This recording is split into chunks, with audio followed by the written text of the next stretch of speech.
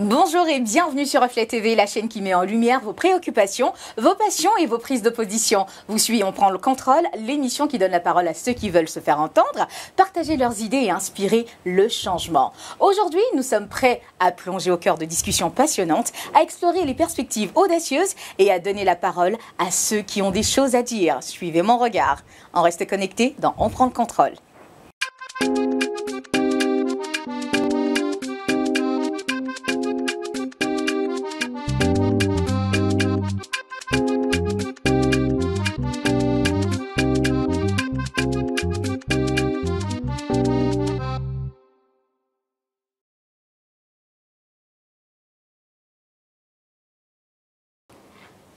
Préparez-vous à être stimulé, informé et peut-être même bousculé. C'est le moment de prendre le contrôle, de faire entendre votre voix et de participer à une expérience télévisuelle unique. Attachez donc vos ceintures car la team de choc est là. Il s'agit d'Olivia, il s'agit d'Emmanuel et de moi-même, Meïta Traoré. On est très heureux de vous retrouver. Bonjour.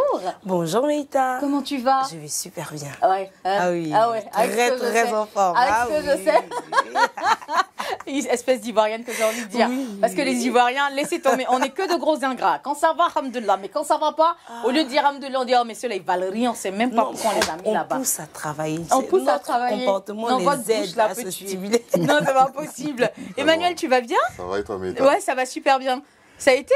C'est intense. C'était intense jusqu'à la dernière seconde. Perdu la voix revient. Travail le cardiaque. Ah ouais. Hein. Travail tout. Ça monte, ça descend, ça se passe. Tout. Ouais, on est experts maintenant. Hein. Ah, vraiment. On est des électrocardiogrammes sur pattes. Les feux qui sortent, les larmes sortent, tout sort en même temps. Bon, on est dedans. J'ai envie de te dire Zému Ayo. Bonne arrivée. Non, mais on en parlera tout de suite dans le JT. Dans le JT est consacré juste à la victoire. Il y a des éléphants, tu m'étonnes.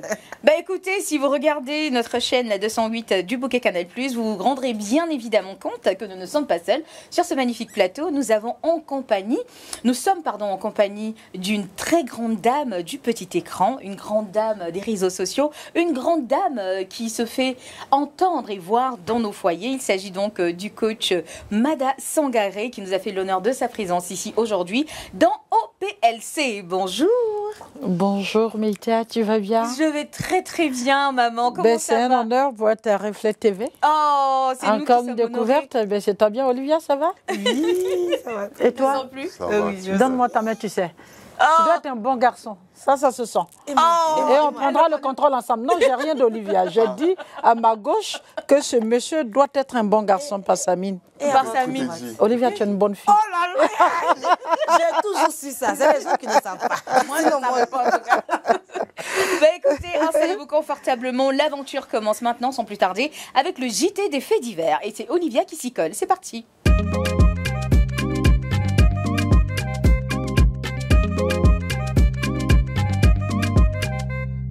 Retour, JT des faits divers, que nous réserves-tu pour ce JT des faits divers? La chance que c'est ta matière préférée en ce moment. Oui, oh là là, je suis heureuse, je me sens bien. Tu as gonflé, on va dire, comme un bon Ivoirien. Oui, après, c'est notre identité. On dit qu'on nous avait retiré notre grande gueule, elle est revenue. Bien, donc allons-y, Doc. À fond même. À fond la caisse. Et donc, comme on dit en 8e de finale, une nouvelle compétition commence. On a l'habitude de le dire dans le langage footballistique. Tu sais, nous les amoureux de foot, on sait. D'accord. Donc, on va parler en long et en large du match Côte d'Ivoire-Sénégal. On a parlé hier de l'Égypte et tout ça. Aujourd'hui, c'est consacré spécialement à notre nation. Donc, déjà, le match, premier but du Sénégal à la 3e minute. Comment vous vous êtes senti? Moi, c'était traumatisant. J'étais encore au bureau. Je me suis dit, non, je ne veux pas avoir tension. J'ai éteint la télé. Sérieusement? Oui, j'ai. T'as pas regardé le match? Non, j'ai pas regardé pendant 30 minutes. Et après, je suis rentrée à la maison et j'ai pris le train en marche. Et c'est là que ma tension a commencé. À un moment, je suis allée me coucher, j'ai commencé à faire la fièvre. Non, jusqu'à ce qu'on fasse rentrer à l'heure et les autres et tout ça, gras et tout ça. Pratiquement à la fin. Oui, non, j'ai suivi jusqu'à la fin, mais j'ai perdu au moins 30 minutes, le temps de rentrer à la maison et tout ça. Mais j'ai eu la tension, j'ai eu la fièvre, j'ai pas aimé. Et toi, Emmanuel? À la 3e minute, dans je le pense. silence. Dans le silence. J'ai encaissé le but dans le silence. Je me suis dit... C'était Abidjan-Villemort, je vous jure. 3e minute, ça commence un peu tôt. Ça commence un peu tôt quand même. Et je me suis dit, j'aurais dû manger avant. Moi, j'ai dit à la serveuse, t'envoies pas mon plat, je paye pas si on perd. Donc, amène-moi, je vais manger bien. Bon. Parce que c'est dur. Le match n'est pas fini. Le match, c'est 90 minutes. Donc, il fallait rester positif. C'était dur de rester 120 positif. minutes. Ouais, avec les prolongations et tout. On a bien fait de rester positif. Ah bah, en tout cas, franchement, chapeau. Eh ben, le stade Charles Konan Banny était rempli à ras-bord. Il y avait du monde. Ça m'a étonnée parce que les gens y croyaient vraiment. De un, on a vu des prophéties, la dame d'Akradio. Au fur et à mesure que le match avançait, il y avait des créas qui sortaient et tout. C'était compliqué. Et le héros, c'est Franck Kessé. Pour la plus grande surprise, je pense, de toute la nation, notre héros, ça a été Franck Kessé qui a d'abord marqué le pénalty. Qui nous a délivré. Et ensuite, il a marqué encore le pénalty, des tirs au but à la fin. Et puis, la Côte d'Ivoire a gagné. J'ai pris quelques impressions de ce joueur et aussi de l'entraîneur. On regarde et puis on en parle tout à l'heure. Ah, d'accord, ok. Olivia, hein? Et bim. C'était gâté, hein. Oui. Non, mais sérieusement... C'était un truc de ouf. Sur le terrain, c'était l'effervescence. Tout le monde était en train de crier. Au fait, là, on n'était même pas sûr de gagner encore ce match-là, mais ça nous a libérés. Moi j'appelle ça le but qui nous a libérés, au fait. Et moi, j'ai beaucoup aimé quand on lui a posé la question, ce qu'il a répondu, c'est justement ça que j'ai envie qu'on écoute. Et puis, je pense qu'on pourra renchérir sur ce qu'il a dit aussi, sur les mots de l'entraîneur, parce que Fayet, incroyable. Il sort Seko, tout le monde disait non, pourquoi tu sors Seko? Pourquoi tu sors Seko? Mais finalement, c'était un bon choix. On a adoré. Mais Seko, il avait tout donné, hein, il était fatigué. À un moment, il était fatigué. Énormément sur le terrain. Il se dépense. Il manque de lucidité. Il joue à tous les postes. Il est incroyable. C'est un joueur magnifique. D'accord. On l'a en visuel, la régie. Comment dirais-je, la réaction donc de Franck Kessié et de l'entraîneur pour la victoire des éléphants. Moi, depuis lundi dernier et la défaite contre la Guinée équatoriale 4-0, je prends les matchs les uns après les autres. Et aujourd'hui, oui, on a battu le Sénégal. Enfin, on a éliminé le Sénégal. On a retrouvé un état d'esprit. C'est une bonne chose, mais on ne va surtout pas s'enflammer. On vient tellement de loin qu'on ne va pas s'enflammer. On va continuer à travailler, notre solidité, garder cet état d'esprit qui nous donnera des forces pour peut-être aller chercher le titre. Mais pour le moment, on se concentre sur le quart de finale. On va regarder demain tranquillement qui sera notre adversaire et on va prendre les matchs les uns après les autres. Comment est-ce que l'entraîneur était sûr de gagner? Comment il se prépare pour la suite? Parce que c'est vraiment maintenant que la CAN... Moi, à la maison, c'était chaud. Toute la famille s'est réunie devant la télé. Mes frères, ils sont pas bien du tout. Sénégal n'a jamais gagné devant Côte d'Ivoire. C'est pas possible pour pouvoir taper le poteau. C'est-à-dire qu'on n'est pas humble. Hein. Et moi qui fais, mais en 2006, là, ou bien c'était pas Sénégal. Non, c'était la seule fois. C'était la seule fois. C'était pas la seule. Donc, non, il faut dire que c'était la seule fois. Sinon, à chaque fois que le Sénégal a rencontré la Côte d'Ivoire... Si je ne m'abuse, sur 16 matchs, la Côte d'Ivoire, le Sénégal a remporté 3 fois. Quand on a eu 3 fois. Je pense, quand même, 13 fois, c'est beaucoup quand même. Hein? C'est beaucoup. En gros, la Côte d'Ivoire, c'est une nation, c'est une vraie nation du foot. Le Sénégal, c'est depuis quelques années que ça commence. Non, en 92, là, c'était pas nation de foot. On a gagné chez eux en 92. On a gagné en 92. Ah oui, Sénégal 92. Non, c'est récemment qu'ils ont remporté. C'est depuis vraiment 2002, à la Coupe du Monde, avec la nouvelle vague, avec les Diouf, Fadiga, tout ça, que le Sénégal est colis. Mais sinon, à la base, je peux même. Mais coach Mada, comment est-ce que tu as vécu la qualification pour les quarts de finale de la Côte d'Ivoire? Mais franchement, je t'aurais dit, ne me pose pas cette question. Parce que franchement, ça dit que hier, je me disais, bon, là, j'ai fait comment? Bon, c'est moi qui dois veiller sur les enfants. Quand on devait tirer le pénalty, j'ai éteint la télé et puis j'ai dit calmez-vous. Parce qu'il fallait que je surveille le cœur de tous mes enfants en même temps. J'oubliais que moi-même j'avais un cœur. Et puis je suis là, je tourne en rond. C'est compliqué cette affaire-là. C'est des experts en... Non mais c'est incroyable. En stress. Les éléphants qui te sortent tous les scénarios possibles pour te mettre en stress. Mais ils ont joué ballon. À la maison, mes frères, j'ai dit calmez-vous, on va gagner ce match-là. Je ne sais pas, on était confiants. Mon joueur préféré, Seri. Il a été l'homme du match d'ailleurs. Si tu me vois, pardon, fais-moi une C'est un exploit, c'est vraiment un exploit. J'adore. On ne réalise pas, mais on a sorti le Sénégal après avoir été giflé 4-0 contre la Guinée équatoriale. Mais comme on dit, c'est hier, c'est avant-hier qu'on a gagné la CAN, parce que comme on a rencontré, vu qu'on a rencontré le Sénégal qui était le tenant en titre, et restons humbles. Non, même si on gagne pas, c'est pas grave. Non, oui. Après, c'est surtout ça. Comme on dit, la CAN commence réellement au 8e de finale. Là, tout le monde va donner son tout. C'est une CAN pleine de surprises. Quand tu vois le Cap-Vert qualifié, quand tu vois le Burkina et le Mali qui se démerdent pour gagner tous les matchs, c'est incroyable. Donc, ne soyons pas trop pressés. Et puis, les professionnels. Moi, j'ai vu un supporter qui a porté un maillot 3 étoiles, 4 mandats. La question que je me pose, est-ce que c'est un défi qu'il a lancé au président ou bien c'est quoi? Si on a 3 étoiles, tu dis encore. C'était le meilleur supporter de l'année pour moi. On va faire un 4e mandat pour lui. C'est un message visé au père. Ah ouais, à l'image là, non mais sérieusement, c'est abusé. Ils ont une inspiration, ces gars-là, vraiment. Alors, je pense qu'on a fait le tour. Comme on dit, Cabri mort ne craint pas le couteau. C'est pour dire que la Côte d'Ivoire, on va gagner la gagne. Comme on dit, la CAN, c'est chez nous. En tout cas, merci Olivia. Est-ce qu'il y a d'autres news? Non, ça va. Ça va. On a fait le tour. Il fallait qu'on parle essentiellement de notre victoire. Parce qu'on ne sait jamais. Peut-être que on ça va me dit ça là d'abord. À Boaké. On ne sait pas ce qui va se passer là-bas. Non, mais je pense qu'on est sur la bonne voie. Il fallait rééquilibrer les choses. Je pense que c'est chose faite. C'est ballon. Non, ça va aller, ça va aller. Moi, je suis confiante. Augmenter le riz de caissier, peut-être que... On ne sait jamais. Et c'est là que se referment donc les portes du journal des faits divers. Merci de l'avoir suivi. Merci à Olivia qui est partie quand même dénicher les petites pépites là, notamment le maillot 3 étoiles, 4 mandats. C'est pas plus mal. Quant à vous, chers téléspectateurs, vous gardez le visuel, vous gardez le contact sur la 208, surtout le bouquet canal.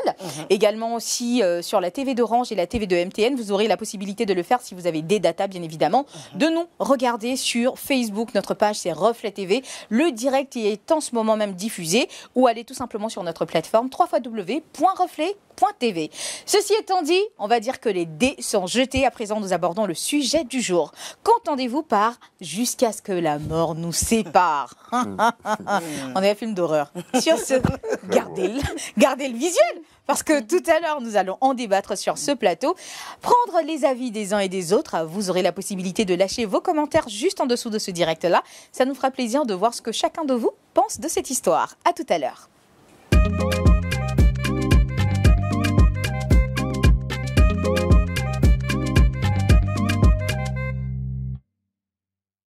Bonjour à toutes et à tous et bienvenue dans On prend le contrôle. Aujourd'hui, nous abordons un thème profond et universel qui résonne au plus profond de chaque être humain, jusqu'à ce que la mort nous sépare.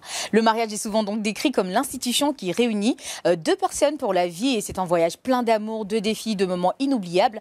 Mais que se passe-t-il lorsque les promesses, jusqu'à ce que la mort nous sépare, sont confrontées à la réalité de la vie? Alors aujourd'hui, nous allons expliquer les différentes facettes de cet engagement sacré, les hauts et les bas, les sacrifices, les épreuves et tout ce qui peut être confronté donc à cet engagement-là.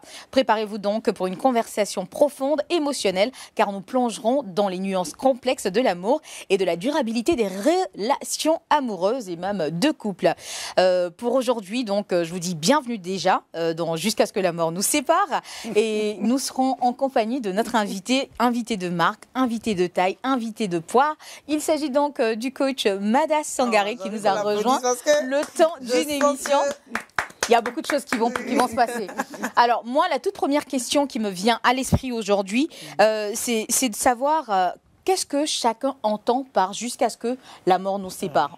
Aujourd'hui, Emmanuel, tu es le seul homme, comme d'habitude, hein, mais j'ai pas envie de dire honneur aux dames, vu que tu es le seul homme, on va te mettre en lumière.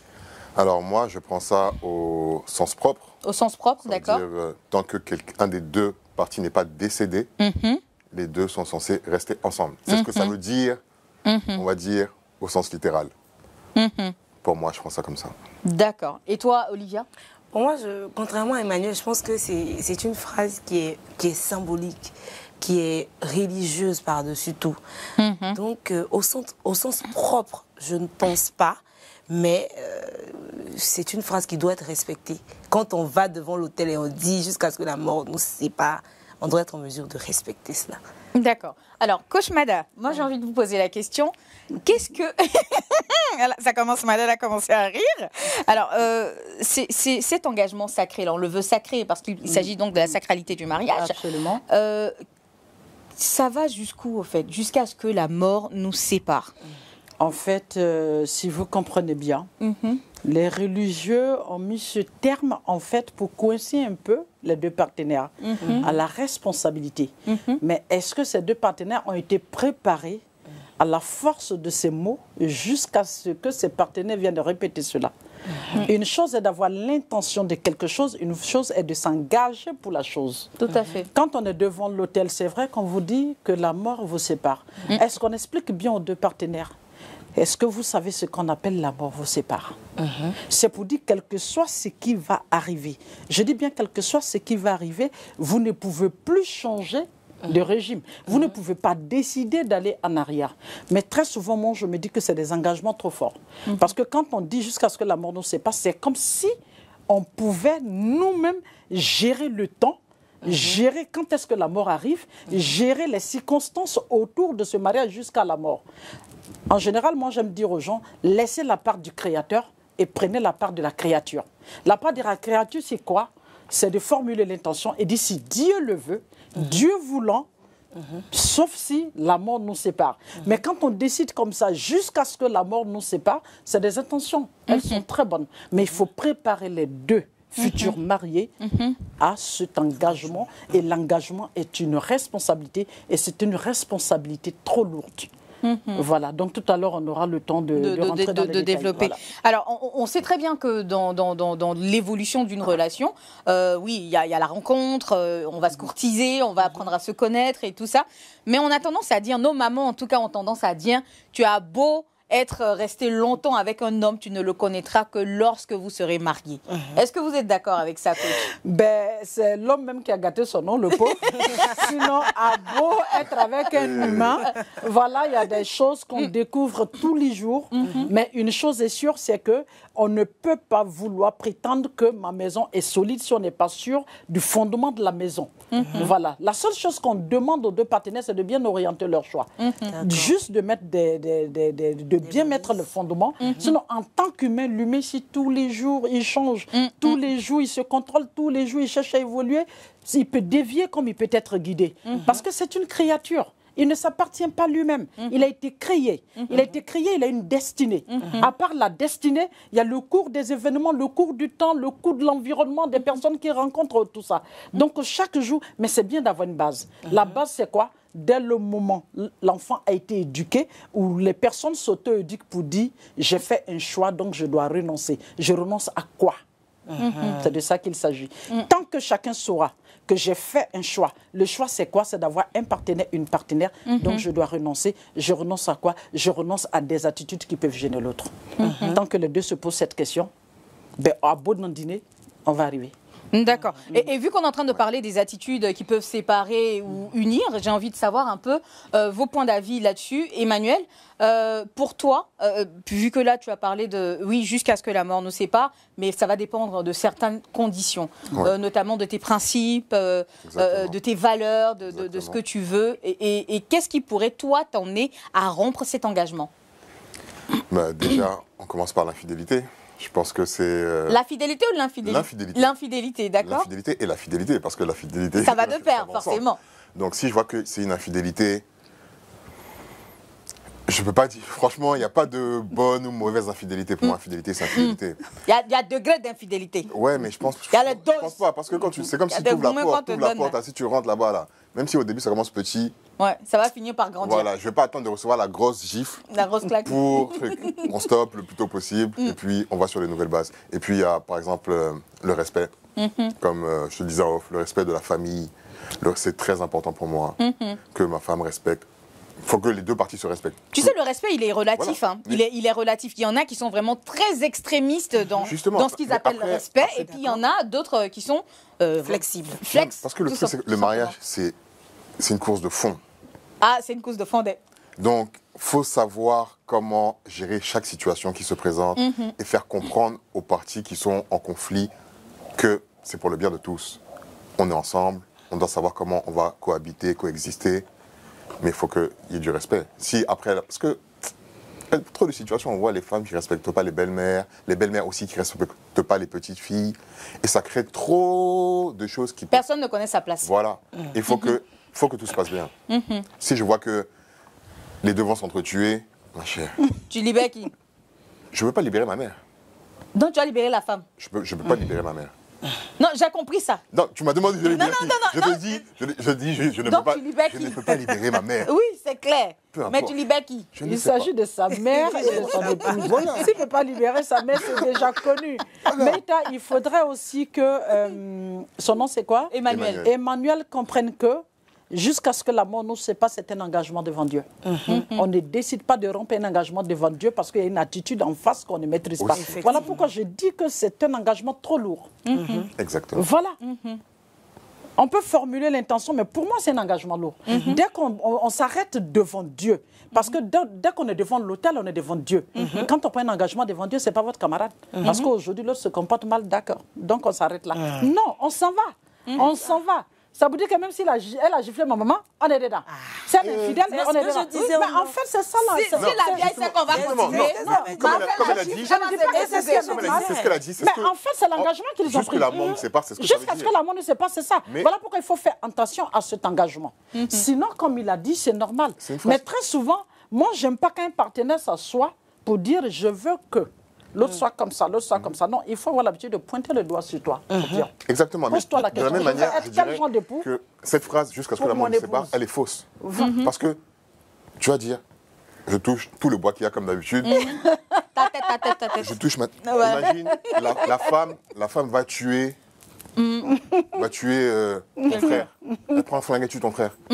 Et puis elle dit, c'est comme ça, c'est la vie. Jusqu'à ce que la mort Donc jusqu'à ce que la mort nous sépare. Donc toi, tu as tué toute ma famille. Et parce que jusqu'à ce que la mort nous sépare, je vais dormir avec toi, alors que toi, chaque jour, tu te lèves, tu tues quelqu'un de ma famille. C'est pourquoi, non, c'est pourquoi, dès le moment où tu dis jusqu'à ce que la mort nous sépare, tu dois contrôler tes agissements. Donc pour vous, ça n'a pas son sens. Non, ça a son sens. Ça a son sens si celui qui l'a dit, c'est que j'ai pris un engagement fort. Et par conséquent, chaque jour, je dois me battre avec moi-même, mes envies, ma manière de penser, ma manière d'agir par rapport à l'engagement que j'ai pris. Mais c'est pour cela, en fait, on met les mariés devant cet engagement. Pour que chaque jour, chacun travaille sa personne pour respecter cet engagement. En fait, c'est une manière de les sceller vis-à-vis de leur comportement, de leur envie. Parce que j'ai toujours dit ça. Chacun peut faire ce qu'il veut, mais est-ce qu'on doit faire ce qu'on veut tout le temps? Tout est possible, mais tout n'est pas utilisé. C'est dans ça qu'il y a l'engagement, en fait. C'est un engagement pour les ramener à l'ordre chaque matin. Quand tu te lèves pour dire j'aime bien mon assistante, je veux faire d'elle ma maîtresse. Alors qu'on m'a dit que je ne dois pas commettre l'adultère. Alors que j'ai promis à ma femme jusqu'à ce que la mort nous sépare. Si elle apprend que j'ai une maîtresse, elle va partir. Non, elle ne va pas partir puisque c'est jusqu'à ce que la mort nous sépare. J'ai le droit de faire ce que je veux. Je parle de celui qui veut commettre une chose, l'adultère. Non, si ma femme apprend cela, ce n'est pas bon. Parce qu'il aurait été le premier à rompre déjà l'engagement. Non, mais ils ne l'entendent pas comme ça, au fait. Parce qu'aujourd'hui, on se rend compte que dans des foyers, surtout chez nous, les Russes, excusez-moi, les musulmans, les djoulas aussi, les malinqués, pour être plus précise, quel que soit cet engagement, il est vraiment ancré dans nos traditions. Tu vas voir, la femme, elle est dans un foyer, elle est malmenée, elle n'est pas respectée, elle n'est pas mise en valeur. Et puis, quand elle part en famille, parce que quand c'est comme ça, c'est deux familles qui s'unissent. Tu pars informer ta famille de tout ce qui se passe comme différent dans ton foyer, de tout ce que tu subis et tout ça. Et on te répondra, c'est ça le foyer, c'est jusqu'à ce que la mort vous sépare. Et ça part même jusque dans les violences. Ça, ce sont nos coutumes africaines. Oui. Voilà. Mais sinon, dans la religion, c'est condamné fortement. Oui, mais c'est condamné. Le mariage n'est pas censé être toxique. Le mariage, c'est fait pour se considérer mutuellement, pour s'aimer mutuellement et avoir confiance l'un en l'autre. Dès le moment où il n'y a pas d'amour, il n'y a plus de confiance, il est demandé de dissoudre le mariage. Ça, j'ai l'impression que la mort nous sépare. Voilà. Elle sort d'où? Je pense qu'elle est plus religieuse, dans le christianisme. Dans la Bible, il est écrit jusqu'à ce que la mort vous sépare. Dans le christianisme.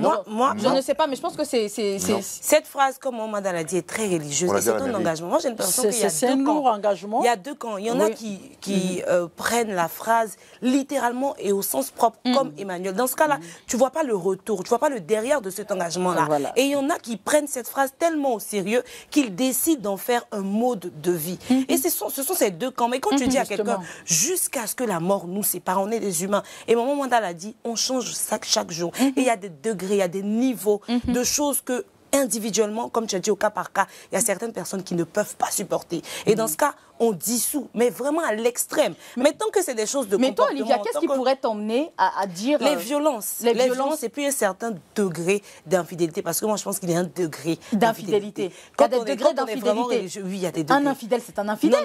Il y a un petit infidèle et il y a un gros infidèle. Parfois, il y a la... Non, l'infidèle, je suis d'accord avec... Mais on prend au cas par cas.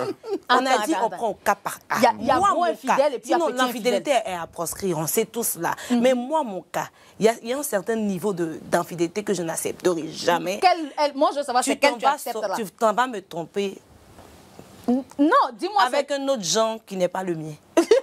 Avec un homme. S'il te trompe avec un homme, ça passe pas. Mais s'il te trompe avec une femme, ça passe. Avec mon ami, ça dépend de comment ça se passe. Non, parce que moi, je veux savoir le genre de petite infidélité que toi, tu pourrais tolérer. Voilà, il peut me tromper. Comment il va venir s'il arrange. Il va tirer de la bouche de Non, ça dépend. C'est pour dire qu'Olivia a la capacité de supporter jusqu'à un certain degré, ma fille. Merci, que Dieu te bénisse. Voilà, c'est ça. Non, chacun a sa conception. Justement, voilà, c'est le principe. Voilà, il y a des femmes qui te diront, même si je doute de mon homme, je quitte. Un homme te dira, si je doute de ma femme, je divorce. Mais la femme te dira, même si moi j'attrape mon mari avec une femme, là, c'est pas mon problème, je m'en vais. En fait, ça dépend. Ça dépend du niveau de résilience de chacun, en fait. Voilà. Et donc, c'est plus jusqu'à ce que la mort vous sépare. Ce n'est plus jusqu'à ce que la mort vous sépare. C'est au cas par cas. C'est au cas par cas. Ça dépend du seuil de ce qu'une personne peut supporter. Voilà. Du seuil de résilience. Donc, le terme jusqu'à ce que la mort nous sépare, en vrai de vrai, qui peut aller jusqu'à ce point-là? C'est un amour inconditionnel. Non, l'humain ne peut pas aller jusqu'à ce que la mort ne se passe. Ce n'est pas possible. L'humain qui peut aller là-bas, c'est celui-là qui doit te former à ce qu'il dit, à ce qu'il va dire. Jusqu'à ce que la mort nous sépare, ça veut dire quoi? Ça veut dire que je dois bien me comporter pour ne pas gêner ma femme de telle sorte qu'on ne divorce pas jusqu'à ce que la mort nous sépare. Ma femme doit bien se comporter avec moi jusqu'à ce que la mort nous sépare, qu'on ne se dérange pas. Mais depuis quand vous avez vu des humains qui se mettent ensemble sans se déranger? C'est pas possible. Cependant, moi, j'ai envie aussi d'attirer, comment dirais-je, la lumière sur les personnes qui se croient tout permis dans le couple, sous prétexte qu'on est marié. Dans l'église catholique, par exemple, on ne divorce pas. On ne divorce pas, sauf pour cas d'adultère. Sauf pour cas d'adultère. Mais ça encore, il faut pouvoir le prouver. Effectivement. D'accord. On va y revenir dans quelques instants. Cependant, on va aller au micro-trottoir et revenir. On a déjà donné nos avis sur jusqu'à ce que la mort nous sépare. On va voir ce que les uns et les autres en pensent ici même, voilà, à Abidjan et même un peu à l'intérieur du pays. Et on reviendra pour donner la suite de nos avis. Déconnectez pas.